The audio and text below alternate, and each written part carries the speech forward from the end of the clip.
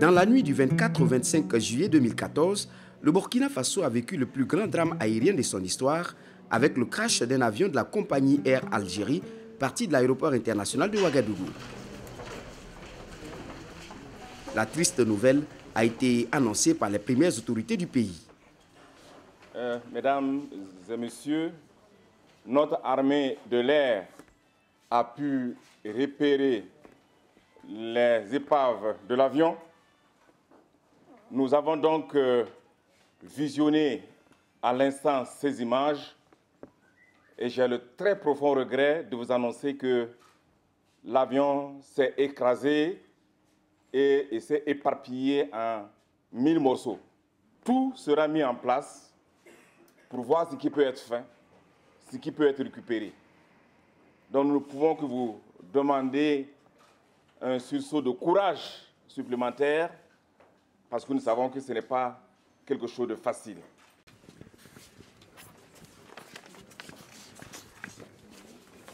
Parmi les victimes, on comptait la fille de Maître Alidou Ouedraogo, défenseur des droits humains et président d'honneur du MBDHP.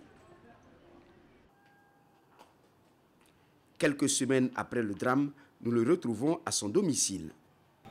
Voilà, Yassine, c'est ma fille. Elle est la quatrième de mes enfants. Elle était étudiante. Elle est née le 14 avril 1987, dans des conditions difficiles. C'est-à-dire, je sortais juste de la clandestinité. C'était dans les moments difficiles de l'état d'exception du Burkina Faso. Elle venait au monde. Dès la maternelle, comme sa mère est éducatrice, comme les enfants, elle n'a pas redoublé. Elle a commencé ses études à Lyon, le droit Lyon-Lumière. Elle est passée par l'université de Saint-Étienne et elle était au Havre, où elle faisait son master 2 en droit. Elle était en même temps inscrite au centre d'études juridiques de Cergy-Pontoise pour préparer la profession d'avocat. Alors donc, elle était venue au mariage de son frère. Elle s'en retournait pour passer l'examen d'entrée au barreau quand le drame s'est produit. Son avion était prévu pour 1h et quelques de la nuit, du petit matin, quoi, du 24. Et elle est venue me dire au revoir. Comme je suis un peu handicapé, je ne me suis pas levé. J'ai dit, mais ma fille, tu es très belle. Regarde, tu ressembles à une noire américaine. Bon voyage et bonne chance, que Dieu te protège. Et sa mère l'a accompagnée à l'aéroport. Et en fait, 2 heures après, l'accident devait intervenir.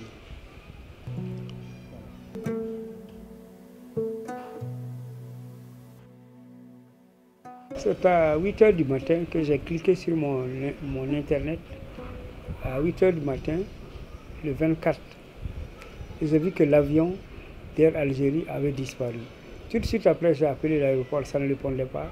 J'ai demandé à mon épouse qui était déjà au service de se porter à l'aéroport pour pouvoir avoir des informations. Et nous avons attendu ces informations jusqu'aux environs de 18 heures. C'est là que nous avons appris que l'avion a crashé. Bon, depuis, ça n'est suivi une série d'informations contradictoires. Mais sur la télévision, on a appris d'abord que l'avion s'était crashé à Kidal. Et ensuite, on a appris que des Mirages français ont décollé de N'Djamena pour rechercher l'avion. Ensuite, on a appris que l'avion se serait crashé quelque part près de la frontière Burkina-Mali. Autant d'informations contradictoires qui nous ont plongé dans le doute. Et nous pensions encore que beaucoup de choses, ouvrant sur l'espoir, étaient permis. Nous pensions curieusement à un détournement de l'avion. Nous pensions à peut-être un accident, comme cela arrive, et qu'il y aurait des survivants. On pensait qu'effectivement on aura des faits certains, la vérité des choses. Et au fur et à mesure que nous avancions, nous n'avons pas appris grand-chose. Jusqu'au jour où nous avons rencontré le chef de l'État. Et au cours de cette rencontre, le comité de crise qui avait été créé pour suivre l'incident du côté burkinabé, nous a informés de long en large.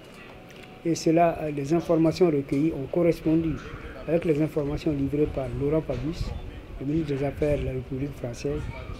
Et en fait, cela est resté un peu vague, des suppositions, jusqu'à ces derniers jours où le BIA, le Bureau d'enquête et d'investigation, a livré ses premiers constats.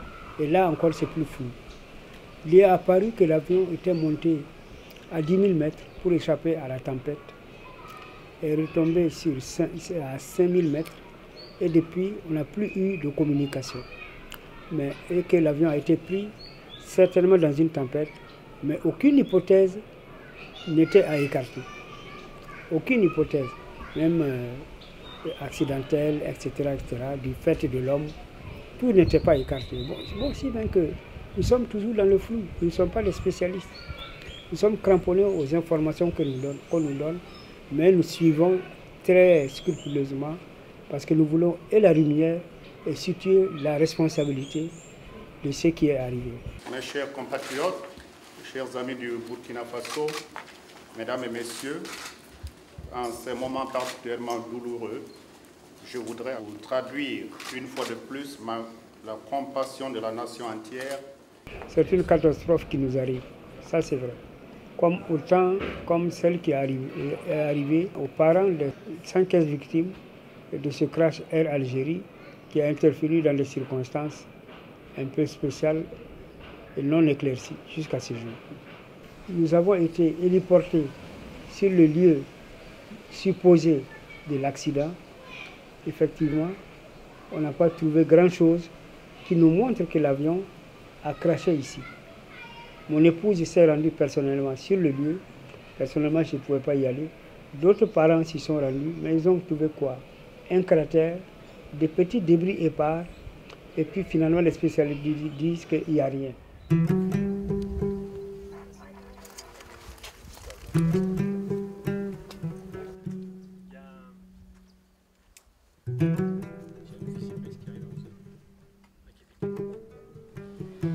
On s'attendait à trouver des morceaux d'avion, peut-être un peu de sang, peut-être aussi de la chair humaine accrochée quelque part. De l'avion, il est resté de petits morceaux, comme un jouet qui se serait éclaté. On n'a pas vu de corps, on n'a pas vu de chair humaine, on n'a pas vu de sang. Les arbres ont brûlé tout autour. En passant avec l'hélicoptère, on a aperçu quelques tissus éparpillés au sol. Vraiment des lambeaux. On ne saurait même pas reconnaître quel type d'habit c'était. Vous voyez un avion qui décolle à peine et qui crache 1 heure à peine après.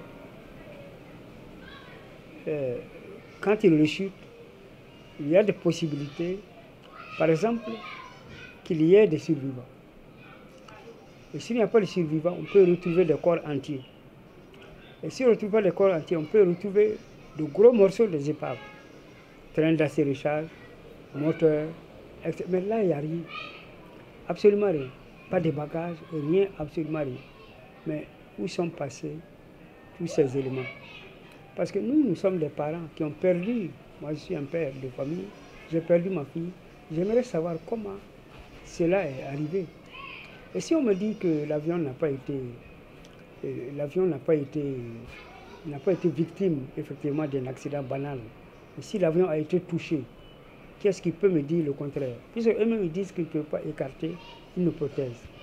Si on me dit peut-être qu'il a été l'objet d'un détournement qui a mal tourné, mais je peux bien laisser voguer mon imagination.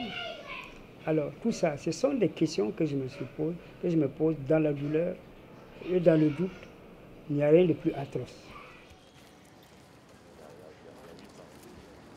Dans la douleur et le recueillement, les parents des victimes ont mis en place une association. Alidou Ouedraogo en est le président. Seul, on n'est pas fort. Seul, on est perdu.